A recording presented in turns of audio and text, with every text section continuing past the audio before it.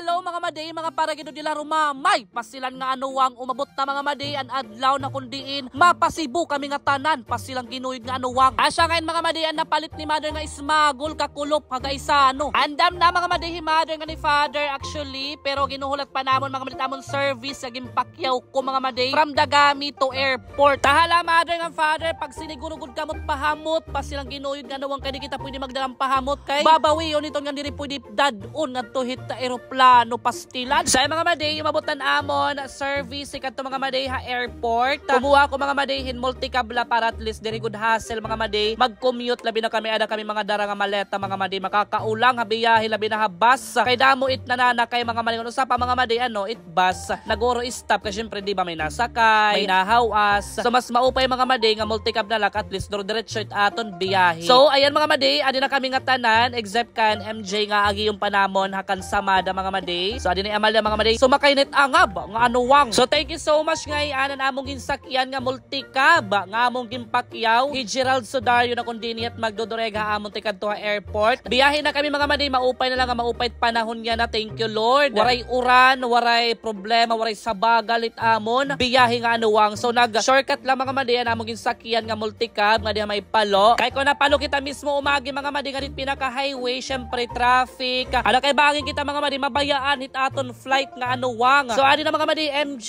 nasundo na namon nga diha barangay Kansamada kanan Dagami mga maday. So okay na kompleto na kami. Pwede na kita lumarga, waray na nakakaulang nga anuwang. So kanina mga maday nagpost akong picture pagabot namon hamaktan. Late nga amon video mga maday ano kay naunang picture syempre ka i-edit ko lang mga maday nga amon video ng pagbiyahe. So ang pakianahan aton follower nga nag-comment kanina han aton picture nga gin-upload na siring hiya. Madi kayang waray man ni Alexis niyo ig-upod. So babatonong ko mga maday it iyo pakianaon kay ano nga waray makaupod ni Alexis. Ano? Alexis po ang nag-decide mga maday nga diriya umupod. So gindecline niya mga maday an akon pagdara iya ti Kadia Cebu. So wala kita mahihimo kundi sundon it ya karuyag mga maday. Wala nak mag-explain, wala nak magmakaluoy nga upod gadla. So diniamoy ni nga anuwang kung ano niya decision mga maday, iya ton choice. Pero syempre mga maday nanihinayang gad ako mga maday ang 2K plus nga ticket nga ginbook ko para kan Alexis tapos wala lang niya umupod mga maday. Ano? Syempre niya dahilan, wala niya susuluton, wala niya bago. So anyway mga maday, wala makita mahihimo. So iya man ton choice kaya go. So mga maday after pera ka minutes nga tong biyahe from Dagami to airport, finally adi na kita para mag-check-in. Syempre kinahanglan timbangon anit aton mga maleta kay bagay magsubra 70 kilos mga maday bababayaan it amon mga duros na anuwang. Grabe talaga no mga maday. Actually first time talaga ni mother nga ni father pati iyan sumakay hin idro nga anuwang. So yan na makakasakay na hira. So dila rumamay pasilan ano mga maday an ira mga pangarap la before ang bata pa kumbaga pangarap pa nila mga maday sumakay hin idro. Syempre himadi kayang la mga maday ang naghatag in opportunity. Syempre ako na ng tatay kaya deserve nila mga maday pumasyada nga diha Cebu nga makasakay hin idro for the first time nga anuwang. Ngan syempre mga maday di nila kay first time nga makakasakay ran idro ada kay first time gap nila mga maday makakatamak hit Cebu. Di nila kay hirap pati ako mga maday siya ko pala mga maday makakatamak hit Cebu kaya naman hinahanglan suliton talaga naton mga maday atong pagkadiha Cebu para pag uli naton damot aton memories. Ngan syempre damot akon ma-vlog ma-upload nga mga pictures para haiyo nga tanan mga maday. Syempre mga maday kay daily vlog man ni maday kayang ano ada kay kinahanglan makitaan niyo gihapon bisan adala ka mo iyo panimalay makitanggap niyo mga maday it Cebu kunot postura nga anuwang. Ako mga maday maglilibot ha iyo. So man namon mga maday mag-departure adi na finally umabot nan amon plane nga sasakyan going to Cebu. Ayan shout out it akon mahusay nga maday. Grabe nga anuwang nakilala kan maday kayang. So ay mga maday present na namon an amon mga ticket nga an amon mga ID. So let's go mga maday. This is it.